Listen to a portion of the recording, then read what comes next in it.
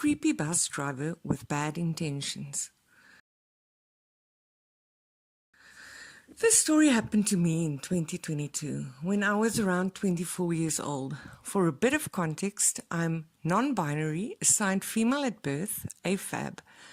But let's say I look very feminine. At the time I was studying in Paris and renting a room in the house of the mum of my boyfriend at the time, in a city that was more than an hour away from Paris, but 20 minutes from Versailles, another important city in France. It was in winter, during a school break I think, and I was going out in Paris to see a long-time internet friend for the first time. She turned out to be a very toxic and problematic person whom I'm not in contact with anymore, but the story is not about her. I must say that I have a rather petite frame because of an eating disorder I was dealing with ever since I was a child. And I've always looked much younger than my age. Even these days I need to show my ID when I want to buy alcohol.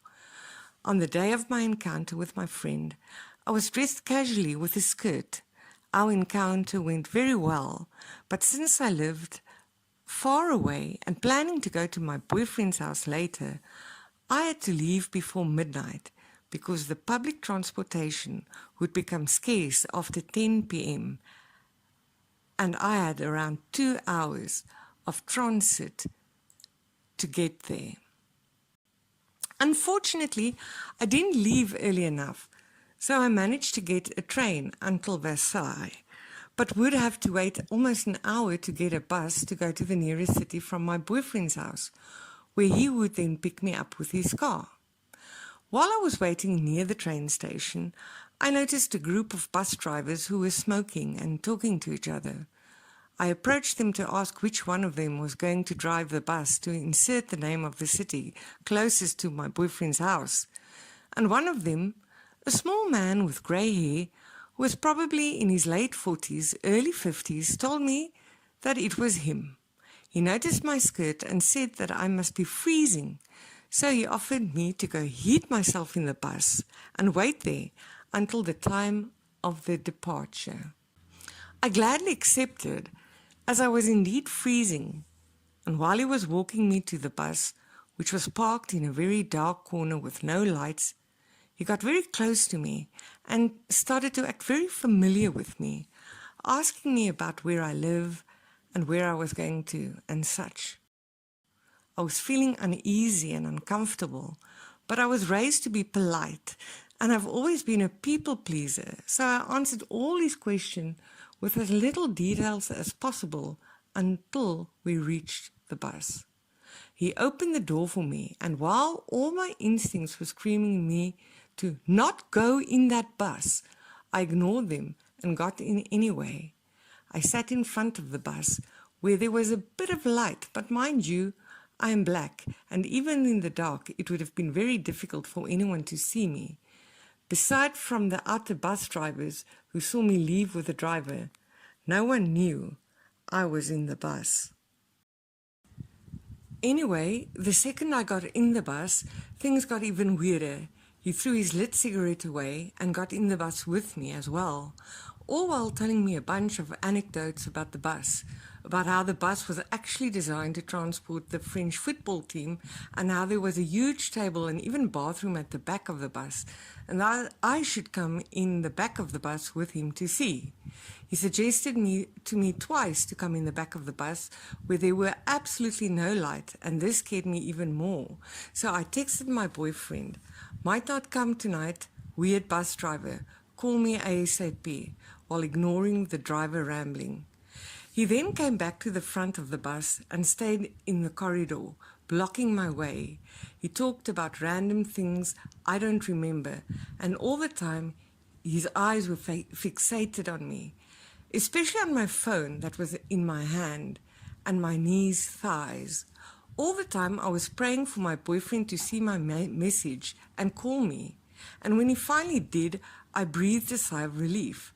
The driver must have seen the face of my boyfriend on the screen of my phone, because he took a step back and told me that he was going to smoke another cigarette outside.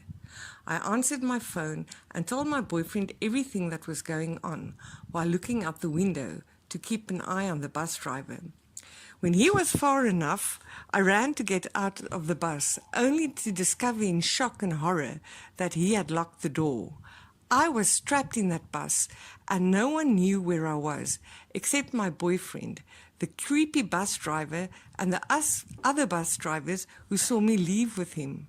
Still on the phone with my boyfriend, I went back to where I was previously sitting and saw through the window that the creepy bus driver was coming back. When he saw me on the phone, he left and locked the bus again. He did this circle back and forth a total of 3 times, locking the bus behind him every time. But the last time he stayed near the bus. So I hung up with my boyfriend and decided to text him instead. At some point, I sat on another seat to keep an eye on the creepy bus driver, and through the window I saw and heard an elderly woman who asked him if his bus was going to the city nearest to my boyfriend's house, and he deliberately lied to her, telling her that it would be another bus. At this point, I was freaking out, frantically texting my boyfriend that I was going to die, that the bus driver would do terrible things to me, then kill me and throw my body away. It was at this moment that the bus driver went back in the bus and locked the door again. We were supposed to leave in less than 10 minutes, and suddenly something finally snapped in my brain. I got up, trying to maintain a calm appearance, and lied to him about how I need to go back to the train station to go to the bathroom. He told me that there were bathrooms in the bus. Then I lied again, saying that I needed some snacks from the vending machine. He hesitated and finally accepted to let me go. But before he did so, he pretended twice that the button to open the doors wasn't working. And at this point, I didn't care about hiding my distress anymore. I told him that if he couldn't open the door, I'd pick the emergency hammer to break the door, and suddenly the bus button was working again. I bolted out of the bus and took the deepest breath of cold, fresh air I've ever taken. I've never been in prison, but I imagine that this is what it feels like to be released from prison. I then ran up to the train station, hid behind a vending machine, and when I finally felt safe, I bursted into tears.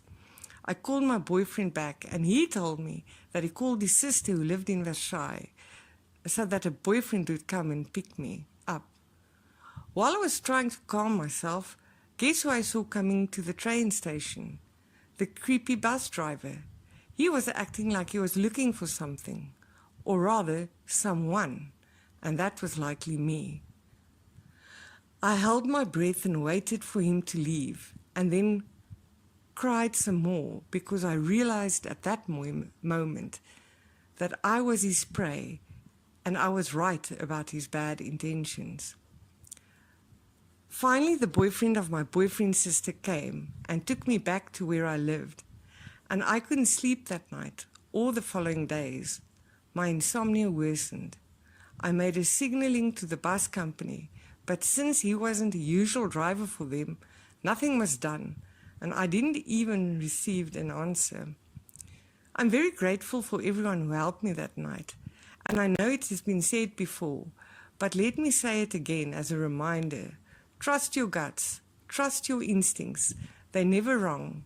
Also, fuck being polite with creeps that make you feel uncomfortable, unsafe, or uneasy. Thank you for your time and attention.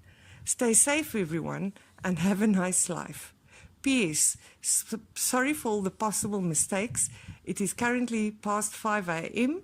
I've been writing for more than an hour, and though I'm fluent in English, it's not my first language. Oof, I know all too well how creepy and absolutely awful Frenchmen are. I wish I could go kick every single one of those other bus drivers who let this happen. They clearly knew what was going on. They always do. Que ban de batat. I'm glad you trusted yourself and go out. Honestly, I doubt it is all French men or all men in general, but this guy was undoubtedly creepy. Thank you for your concern and for your strong reaction. It is heartwarming. The French sentence made me smile. I appreciate you. I don't know if the other bus drivers knew. Honestly, it didn't even cross my mind until you mentioned it now. It's not all men, sure, but it's enough that nearly every post on this sub and others like it involve men being inappropriate, creepy, violent, or all three. And that's an important thing to point out. Je suis heroine. Those je me connais niveau make lofis. I'm more concerned why none of those other bus drivers said anything, and why didn't immediately bolt for stepped in when that old lady was there. Hope that dodgy old man dies a terrible death for harassing late night customers. I don't know for the other bus drivers, but for the old lady, honestly, it didn't cross my mind. I mean, the bus doors were locked and she called him from afar. Plus, I didn't think she could have done anything. The mind works in mysterious ways sometimes. I sure hope the same for him, honestly. This made me uncomfortable to read. Hope you're okay. Thank you for reaching out. I'm feeling better now, as it was a while ago, but I must admit that telling the story brought back some unpleasant feelings. Oh my god. This makes me uncomfortable to read. It angers me that people like this exist. Many female friends of mine have also been victims of the same situation you had to experience. It's horrible. A few changes here and there and a few different situations here and there, but it's the same in the end. Oh, and by the way, if you don't mind, I have a few questions about your story. In it, you describe yourself as non-binary, which I think means that you do not identify with either gender, male or female, right? I'm an ignorant, so do you think you could educate me on that? My question is, first question is, what does being non-binary entail? Explain as much as you wish. I will eagerly read or listen to whatever you have in mind to write. I once watched an interview made by Anthony Padilla from Smosh, which I used to watch a lot. He interviewed non-binary people. I'm a Mexican man, born and raised here, in a Catholic family who is an absolute manly man and a macho man who will cry himself to sleep with masterpieces like Rosa Pastel, Rosas, Maquillaje, and Las de la Intuición. They are in Spanish, so you should check them out. These songs are sung by mostly women, female singers, and one could say they are women-oriented and gynocentric, if you will.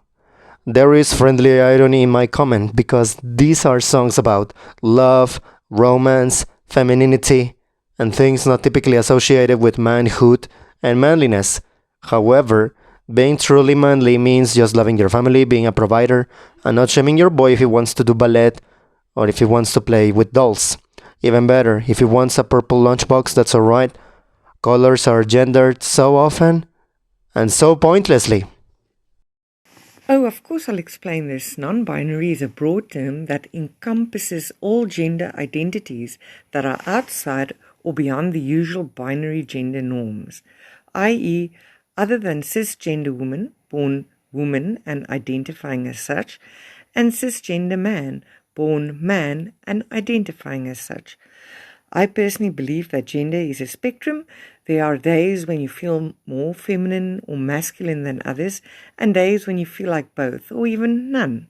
In my case, I identify as none, agender, which means that I don't particularly feel man or woman, and I don't understand the concept of manhood or womanhood, as they don't make sense to me. There are plenty of ways to be a man or a woman, depending on the cultures and such, but it is such a deep debate, I wouldn't want to bother you with all the details, and I will try to stick to the context of your questions. That comment is so fantastic. Good one. I'm rather carefree with my manliness. I will slap, kick, spank, and even flirt jokingly with my best friend, my best male friend, who happens to be homosexual. He's taller than me, by the way. But the line that won't be crossed ever is Kissing, of course, because I am not attracted to the people of my own gender. And by the way, my other question is, you said that English is not your native language. Which is it? If you don't mind telling. I'm Mexican, so let that be a clue. And sure, I can repeat this. I'm French and living in France, but from African descent. Oh, since you are mentioning and talking about being non-binary, take a look at the following picture. Needless to say, it irks me and irritates me, but I'd like to know your thoughts on this. And by the way, yes, I'm a man and I think I am very secure about my manliness, but come on, this is completely pointless. The picture you send me is basically infuriating. I mean, we wear clothes. Clothes don't wear them. It is pointless to label clothes as boy, man, and girl, woman clothes. We should just display clothes by their type. Skirts, dresses, jeans, etc. and their sizes. And it's all that matters. Who cares if a skirt is worn by a man or a tuxedo with broad shoulders is worn by a woman? And also, does being non-binary and being heterosexual, homosexual, or asexual go hand in hand? I hope I'm making sense and I hope I'm formulating my questions correctly. There are no such things as generality when it comes to gender and sexual romantic attraction. One's gender doesn't affect one's attraction to others. For instance, I'm non-binary, asexual and aromantic, but there are non-binary people who are gay, trans, bisexual, straight, etc., as one's gender may differ from one's attraction. And yes, non-binary people can be heterosexual.